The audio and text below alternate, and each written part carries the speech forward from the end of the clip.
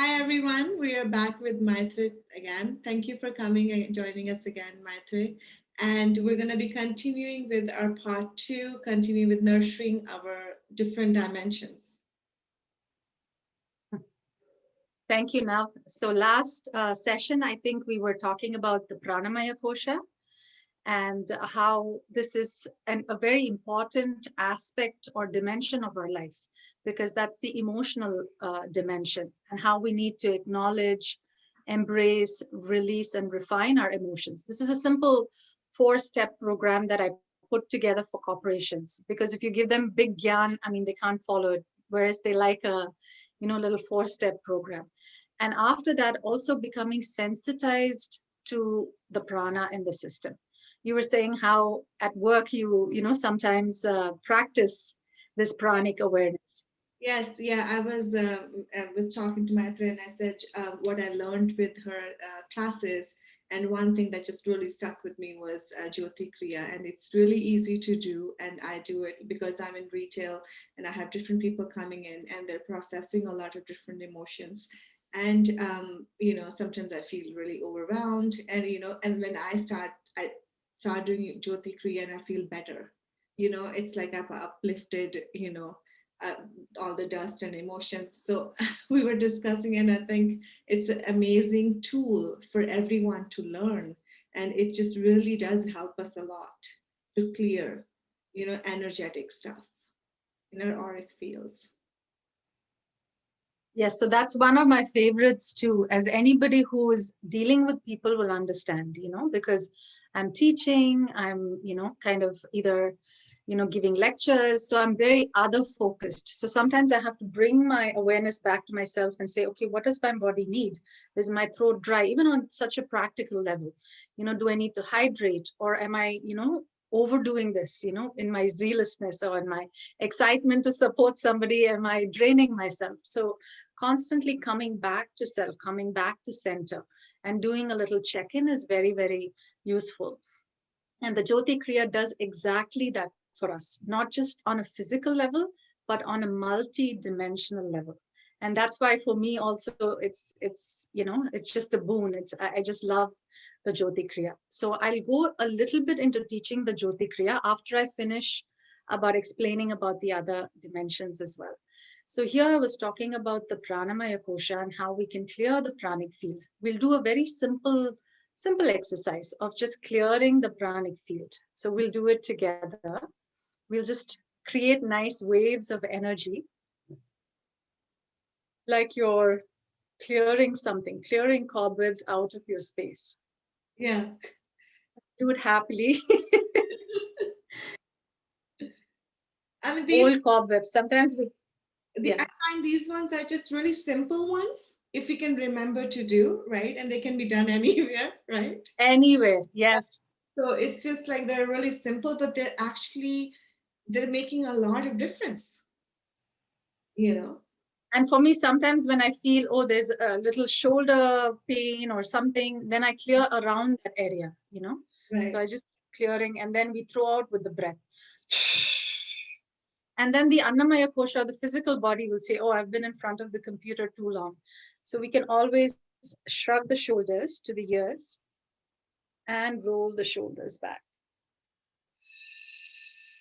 We'll keep our eyes closed, breathing in. It's a very simple movement of shrugging and breathing out and rolling the shoulders back, doing it mindfully, gently, honoring our Annamaya Kosha physical body. Breathe in, last time.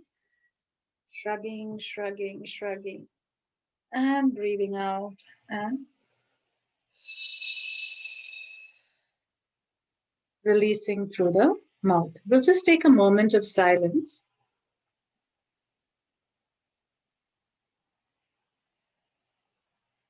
and just be aware of our breathing.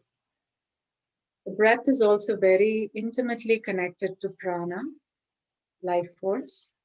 The breath itself is not prana. The breath is like the wind, which the windmill uses to generate electricity. So we use the breath to beautifully generate this biomagnetic or bioelectrical field in us. So, learning to breathe properly is also a way of nourishing the pranamaya kosha.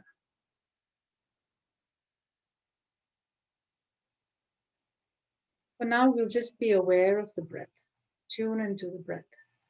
There's nothing more to this except sitting comfortably, tuning into the breath, and then starting to savor the breath.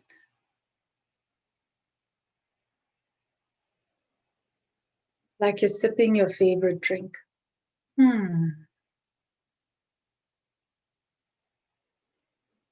As we breathe efficiently, the breath can nourish our systems.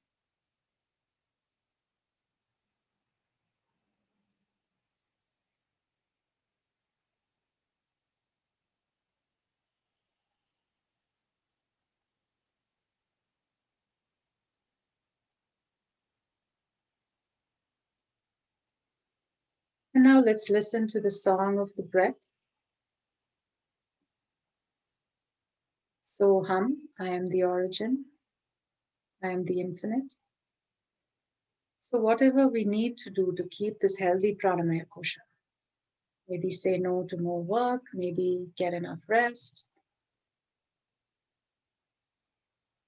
We empower ourselves, give ourselves permission to do that as we tap into the breath.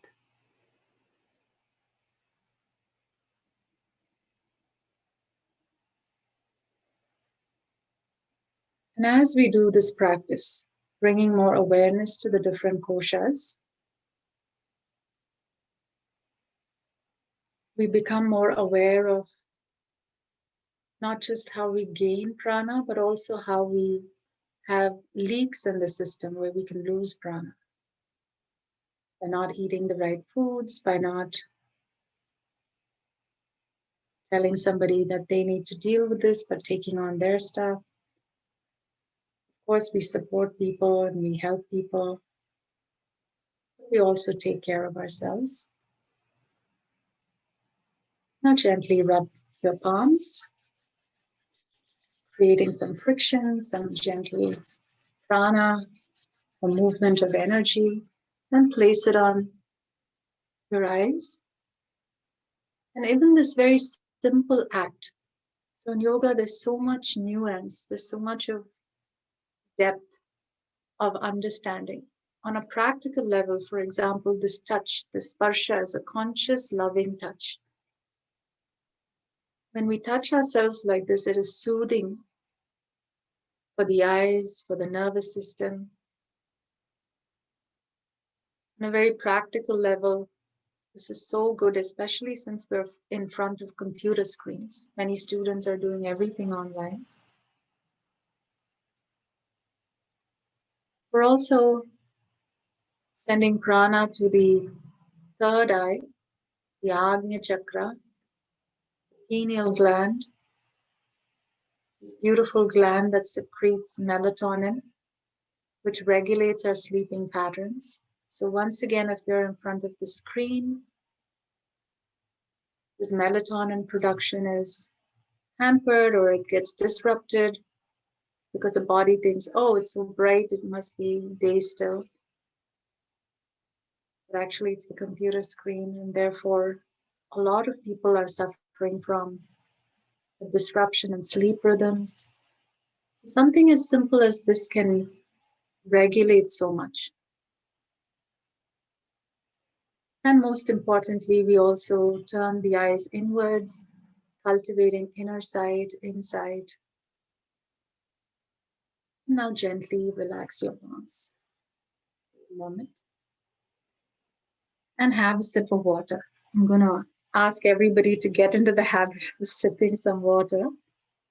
It's so true that even me being in the health industry, I feel that sometimes, you're helping other people, to live a better life, more holistic life. And sometimes we are the one taking a lot of stress, making the help, right? So it's just coming back to the self and really give time to ourselves. So then we are recharged to go out and, bring that same, awareness and help other people as well. Absolutely. Yeah. Yeah. So we were looking at the pranamaya. Did you want to ask something? Oh no, this was so peaceful. The minute I saw your eyeline go down. I almost forgot I'm having the second while it's recording. That's good. Difference, even some, few minutes makes a huge difference. Gets you to another state of mind. Absolutely. Yes. And we all need these little breaks, you know. Otherwise, we're just in this go, go, go adrenaline mode. So, taking care of ourselves through the sparsha, this conscious loving touch, it can be used anywhere. Of course, we have limited time, so I'm not going into all the practices. Let's say we have pain somewhere, we can just place our palms there and do deep breathing into that particular spot. So, whatever emotion or whatever is congested there can actually free itself and be released. So, the sparsha or conscious loving touch can be used over any part of the body. So, we have, Basically bringing awareness to our and giving love to that part of our body or the emotions, you know, yes. mothering ourselves, right? Absolutely. That's why in yoga I say, you know, we have to reparent ourselves. And like you said, mothering is a nice word because in India we have this association with mother, the divine mother, you know, earth mother, Bhumi Devi, you know, everything. We have this quality of nurturance attached to the mother. So literally mothering ourselves. You're absolutely right. And sparsha is also this love that we give ourselves, which is very, very important. And love is not just verbal, saying I love you, you love me, you know, actually showing it in action, which is very important. Yeah, so we were looking at the pranamaya kosha. Now we'll go into the manomaya kosha. So I just want to go into the lecture part of it, and then we'll go into the practice part of it. So first we'll understand and then go into the jyoti kriya.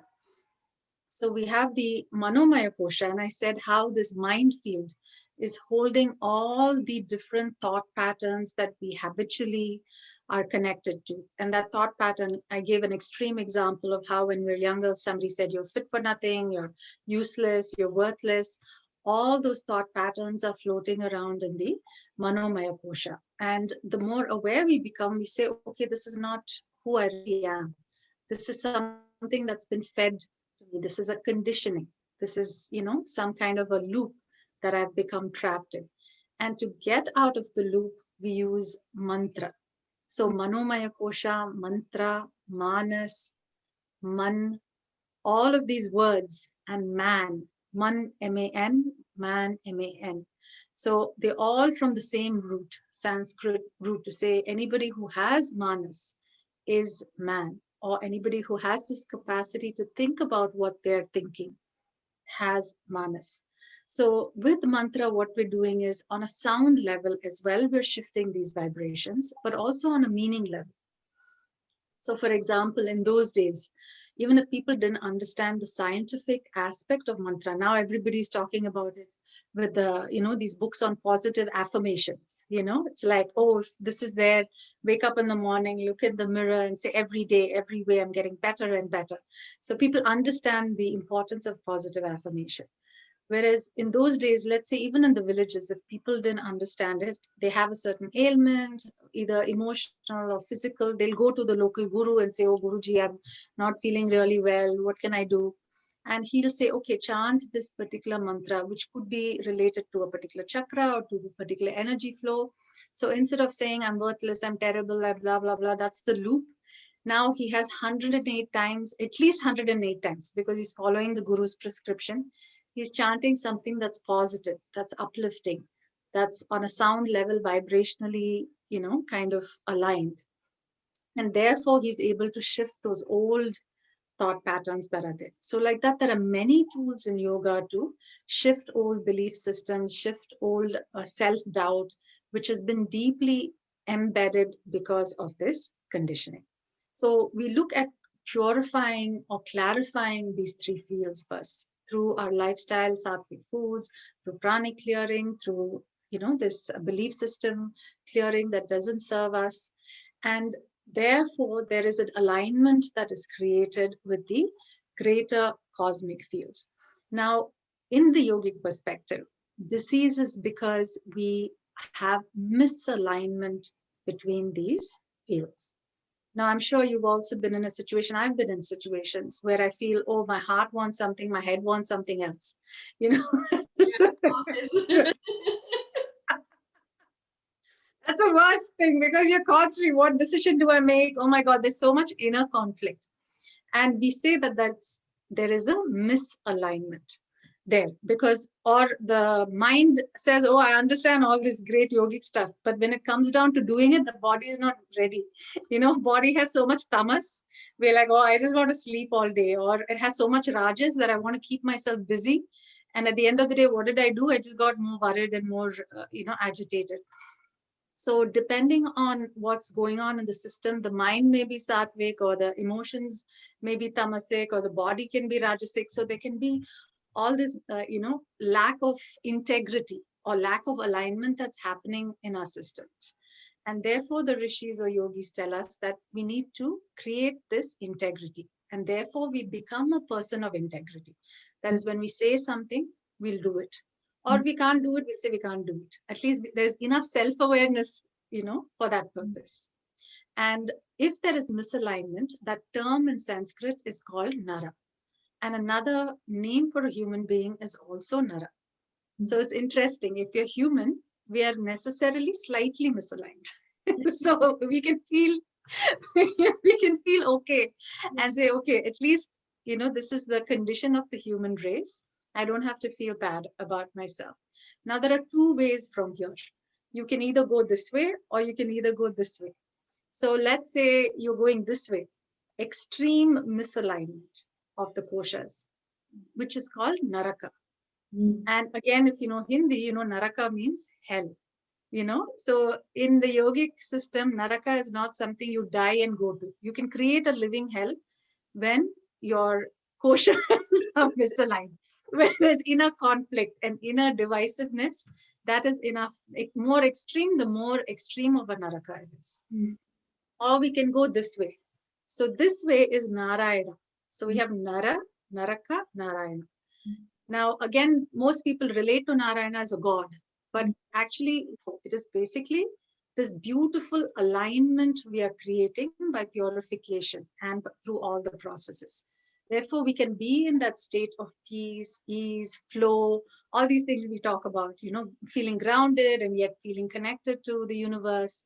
So having all of this is possible in our physical bodies once we understand, again, these different dimensions. We understand the process, and we also understand the tools to execute this alignment. So this is basically everything in a nutshell. So now what I'll do is we'll go into the practice of the Jyoti Kriya. So we can, actually learn this very, very simple tool to create this, kind of alignment and move towards Narayana.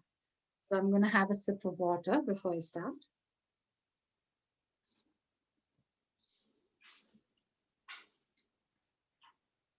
So the first step in learning the Jyoti Kriya is bringing our awareness to our palms. So I'll bring my palms closer to, the screen. So it's a very simple method of finding this connection. Now, if you're not finding this connection, let's do a little shaking. So we'll get some circulation moving in our body.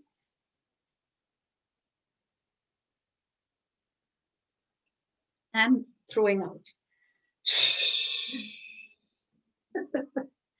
So now you can do it 3 times also. I'm just being mindful of the time. So the same thing, we're placing it on our palms, placing it on our lap below. So you can just place it on the lap below and just keep the eyes closed. So as you saw, it's like you're holding a soft ball. You can't see my palms now. But get a sense of this connection. Now move your fingers about an inch apart, not too much. It can be approximate.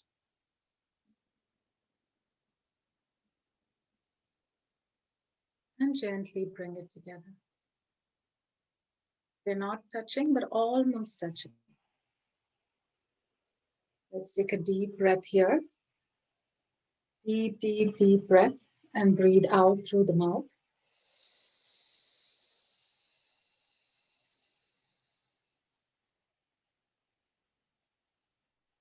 Breathe in. Deep breath into diaphragm, lower chest, mid chest, upper chest, and releasing.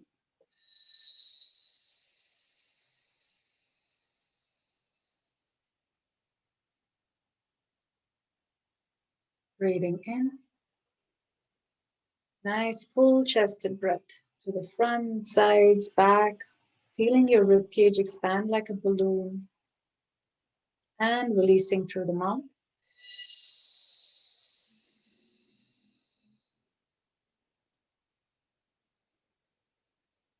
Now make a few sighing sounds. Whew. Or any sort of sounds for a release. Don't be shy. These are very cathartic sounds. Catharsis is a release of pent-up emotions.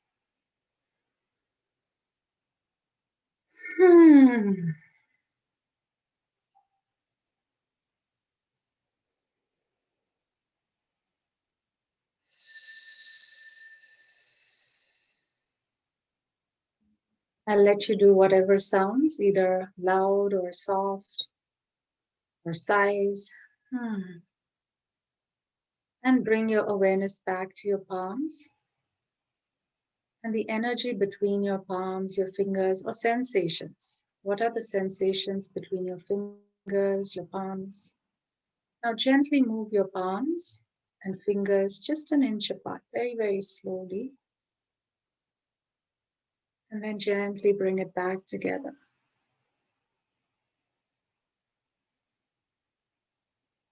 Gently bring it apart. Again, the eyes are closed. This is not complicated at all. This is more getting sensitized. And gently bring it together. Very slowly. And once again, gently open it out. And gently bring it together.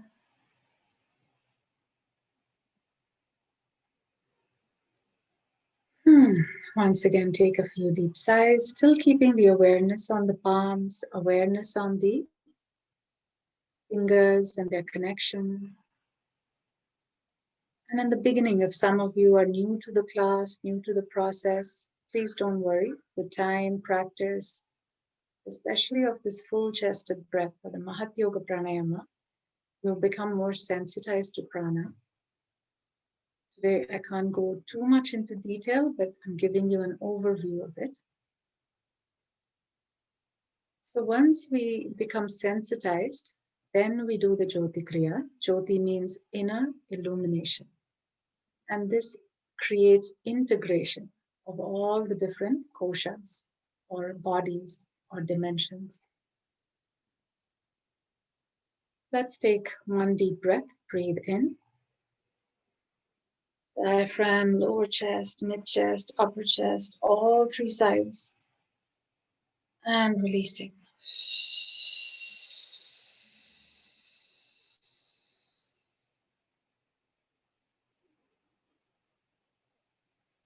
Now you can gently open your eyes and see where my palms are. Let me just move maybe this will be better. So here my palms are rested on my thighs, and you can see that they're not touching, but almost touching. So this first part of the exercise, you can do it many times. If you're not feeling the prana, you can shake out and then continue doing it. Then do the deep breathing, which is the Mahat Yoga pranayamas. Then come back again, getting more sensitized. But I'll let you do that on your own. Now, even if you don't feel prana, the starting point is here. Breathing in, we bring our hands up and all the way behind. Let me just move this again. So we're here and our arms go up and behind here. So we start at the base, we go all the way up, and breathing out, we come back all the way down. So that is one round of the Jyoti Kriya. So we'll do this together. We'll do this first with our eyes open, and then we can do it with our eyes closed. So breathing in. Let's do this. Nice, deep, deep, deep breath. Breathing into the lower, mid, upper chest. Breathing out.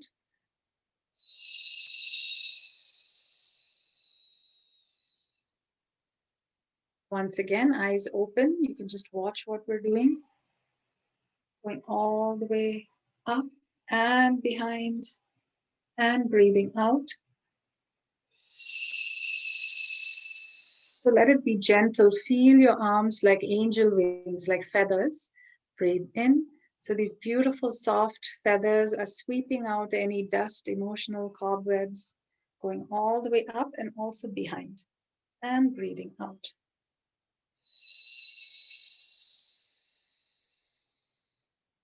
And take a moment. Now that we learned the movement, we'll do it 3 times, eyes closed. We'll just take a moment here to come back to the palms, to the fingers, and feeling this beautiful connection. There are many more nuances, but this is the basic movement, basic Jyoti Kriya, which in itself is very, very powerful, creating this inner illumination, this self-awareness, pranic protection, integration of all the koshas, all the dimensions.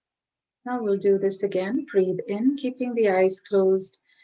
Feel your beautiful palms like angel wings going all the way up and behind. Breathing out. Feel your angel wings sweeping, protecting, coming all the way down to the root, connecting to the energy in the root, energy between the palms.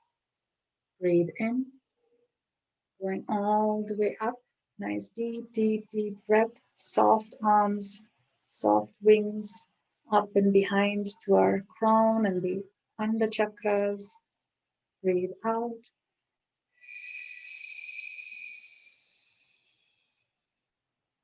Feeling this nice energetic pulse between the palms. Breathe in. Feeling this nice magnetic, energetic field around us. Even if we can't feel it, we'll just do the movement going all the way up and behind. Breathing out.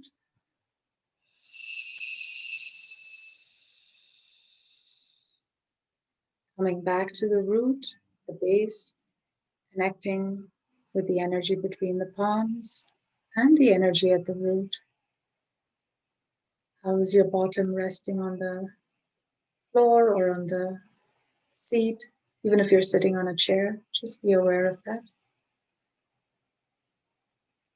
And take a few breaths. This also helps us come back to body. Sometimes when we have trauma, we're actually out of body. We escape out of body. It's a trauma response. So we come back and feel what we need to feel in a safe space. And gently rub the palms together.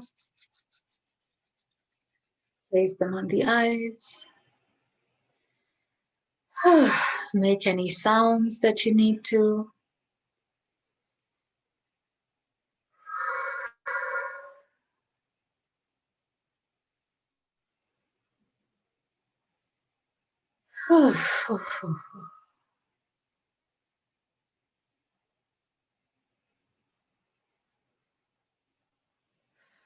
So many beautiful reasons to do this. Palming of the eyes. Gently relax palms. We'll also check on the time. I'll ask now to do that before we close. This is powerful. Really feel it. Yeah. So It's my favorite, I would say. So simple. I do it all the time. Whenever I feel like, let's say, I've spoken to somebody and I feel a little disturbed or I feel a little sad for what they're going through, then I clear and say, okay, this is not my emotion. Of course, I feel empathy for them. right. Yeah. Yeah. This is powerful. Yeah. It's a great one to do and teach other people to people around. Yes. Yeah. Can clear their stuff. Thank you. Thank you so much, Maitreyi, for joining us today. And thank you for Yeah. thank you for sharing your knowledge with us. And everyone, I'll leave a link below for Archaya. It's archaya.net, but I'll be leaving a link below. And you guys can even join the classes that's on Saturday from 11 to 1 p.m. PST and learn these things. And you can do it at home online because now classes are online, right, with the COVID. So it's a good advantage for anyone who wants to join from other cities too. So I hope you guys enjoyed the video. Thank you. Thank you so much now. And thanks everybody for being here.